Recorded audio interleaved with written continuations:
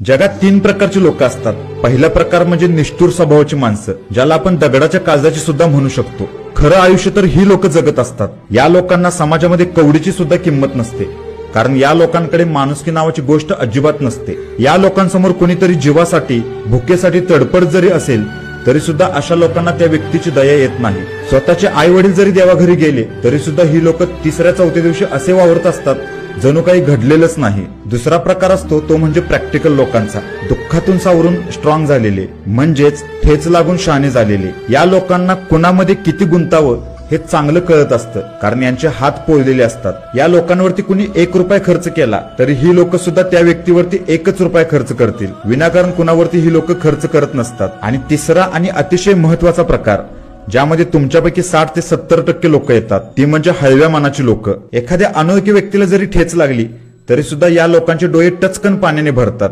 एखादी जवळची व्यक्ती यांना सोडून गेली तर त्या व्यक्तीमधून या व्यक्ती 2-3 वर्ष बाहेरच येत नाहीत आणि स्वतःला खूप त्रास करून घेतात, स्वतःचं खूप नुकसान करून घेतात। एखादी व्यक्ती थोडंसं वाईट जरी बोलली तरी सुद्धा या व्यक्ती त्या व्यक्तीचं बोलणं मनाला लावून घेतात आणि त्यावरती तासनतास विचार करत बसतात। आणि या व्यक्तींच्या याच स्वभावाचा, हळव्यापणाचा आणि भोळ्यापणाचा जग खूप फायदा घेत असतं, कारण ही लोक पटकन एखाद्यावरती विश्वास ठेवत असतात। आता कमेंट करून सांगा तुम्ही नक्की कोणत्या प्रकारात येता।